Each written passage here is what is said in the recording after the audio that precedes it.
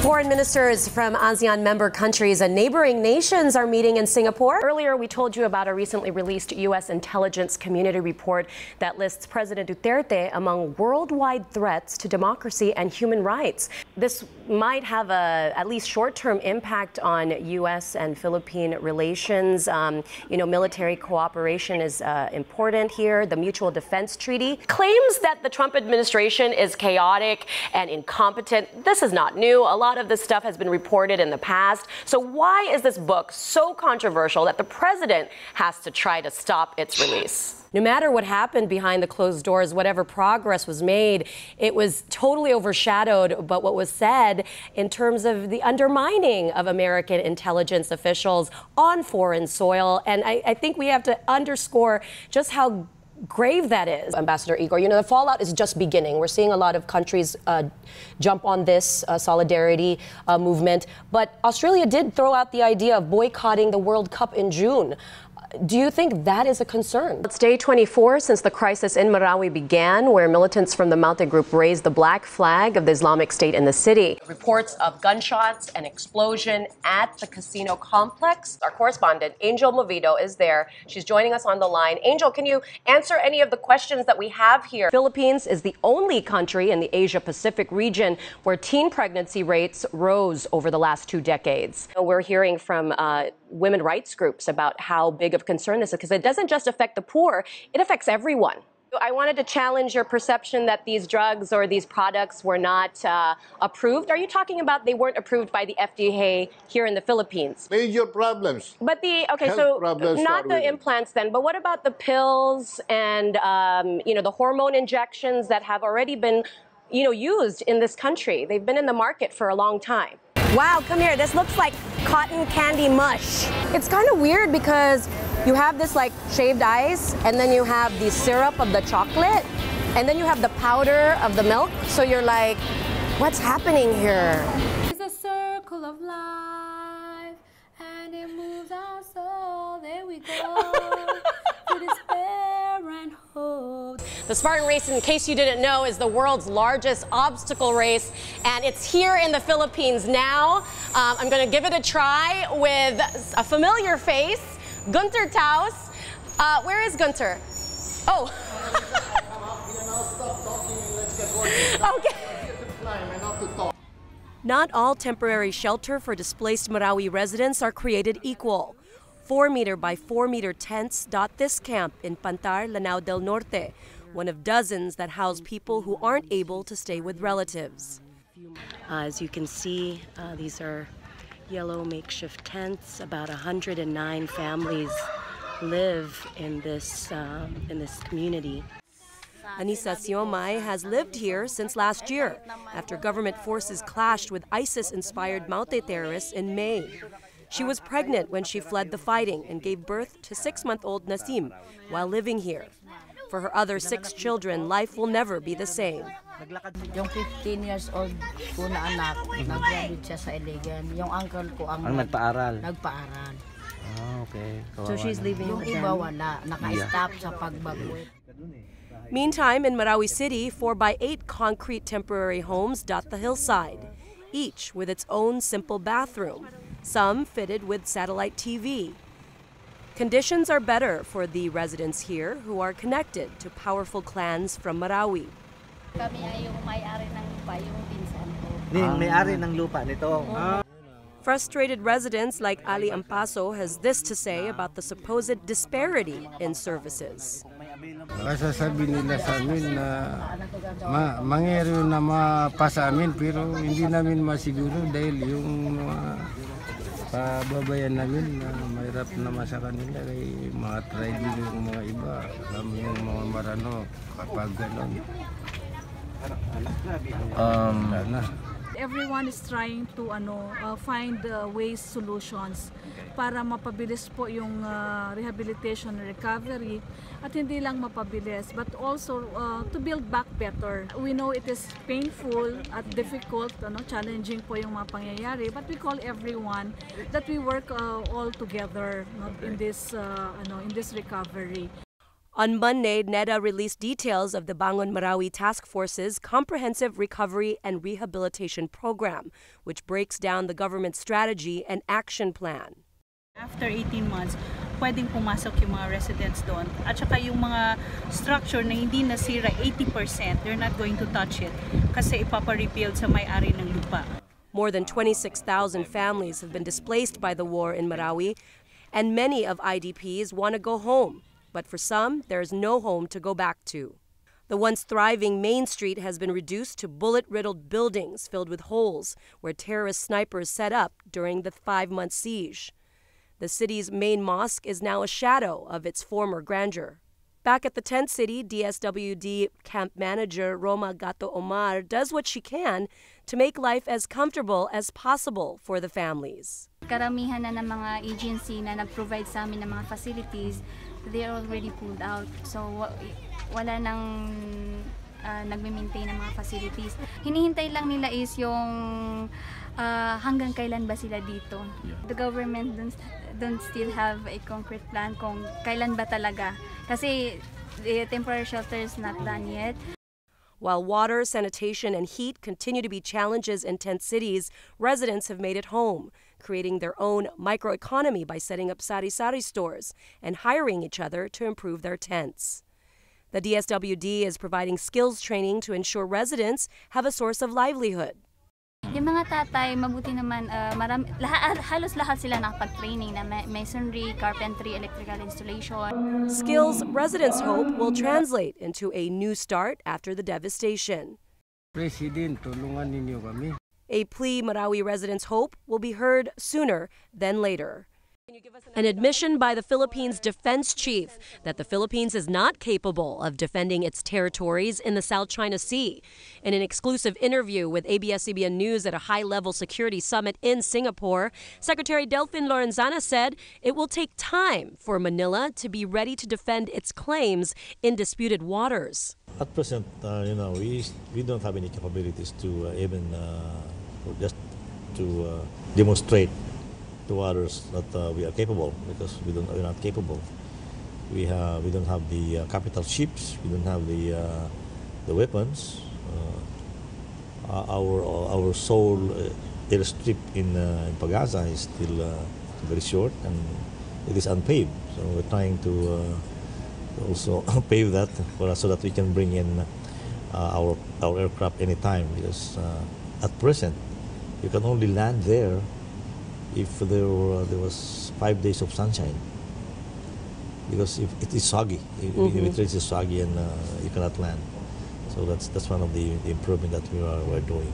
So it will take some time, Annalisa, for us to be ready to defend our territories the way we should have defended in the first place. Magdalo Representative Gary Alejano slams the defeatist stance. He says while going to war is not an option, neither is silence, which will only embolden China to continue its militarization in the South China Sea. When we do public statements regarding our defense of the country, we should not say that we cannot defend our country. By all means, we should defend our country with our available assets. Lorenzana says China's rapid militarization of the area may be the wake-up call lawmakers need to invest seriously in modernizing the Philippine military. Now I'm hearing some different tune from our congressmen and senators. Normally our budget is only less than 1% of our GDP. Now I heard one congressman saying that it should be increased to 2%. Well, that's well and good. During a bilateral meeting with his American counterpart, Jim Mattis, Lorenzana said the U.S. is open to helping the Philippines fill in the gaps in its defense capabilities. We talk nothing but what happened in the past. I thank them for their assistance in Marawi and the continued assistance to our military, and also some of the equipment that they gave us in the past. So, yeah, they keep asking me what else can we help. I said, yeah, well, we will think of things that we'll ask you later on. I don't have the list with me. Military assets. Yeah, maybe. Military assets, yeah. Just to improve our capability as well, especially the Navy and maybe the Air Force. Despite a mutual defense treaty, the United States has been non-committal about coming to the aid of the Philippines when it comes to Manila-occupied reefs and Filipino vessels in the disputed South China Sea. A stark contrast to a U.S. guarantee it would defend Japan's Senkaku Islands, which China also claims. A Chinese official was quick to warn the U.S. that it should be prepared for consequences should it intervene in the South China Sea. If the Philippines try to invite the external power to get involved and use force, I think it will be a disaster for the Philippines, for the United States, and for this region. American lawmakers who were part of a delegation led by Mattis at the Shangri-La Dialogue moved to reassure Philippine allies. I really see no wavering in the commitment of the United States to keep our obligations to the Philippines, to defend the Philippines if it is attacked, and I think that will be lasting.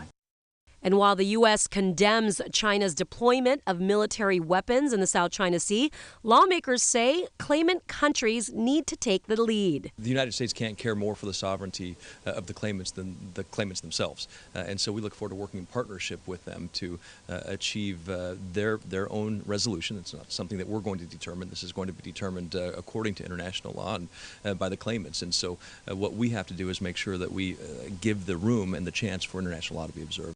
It's a strategy Lorenzana prefers. The Philippines banding with other claimants, Vietnam, Malaysia, Indonesia, and Brunei, to become a stronger voice against China. Alejandro also supports a multilateral approach in dealing with China to promote transparency. We should both use bilateral and multilateral approach, because if you allow China to talk to you bilaterally, you will be at the losing end.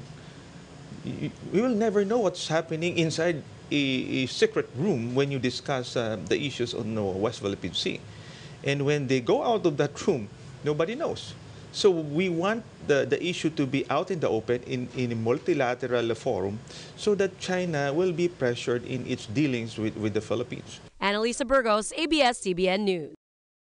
Not exactly, but he did indicate that it would be on the more bilateral approach, which we know is the approach that Trump prefers to use in dealing with nations, feeling that it's more effective, say, than on multilateral levels. Theresa May's plan backfired because she really wanted to consolidate the seats and get a majority and be able to have a stronger position going into Brexit negotiations, which are on June 19th. So what does this mean for the UK in terms of trying to get a better deal out of this? So what makes the Shangri-La Dialogue or the Asia Security Summit so unique is the fact that it brings together the world's defense leaders, top military brass. We're talking about the people that make the decisions on national security, global peace.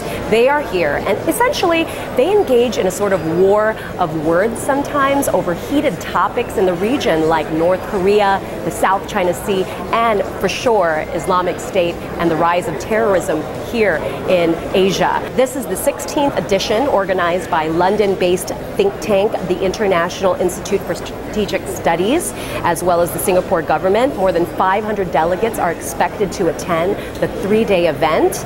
Among them, defense ministers, academics, business executives from nearly 40 countries, including the U.S., China, the Philippines, of course, and France. Friday's agenda featured bilateral meetings and an opening keynote by Australian Prime Minister Malcolm Turnbull. Here's what he had to say.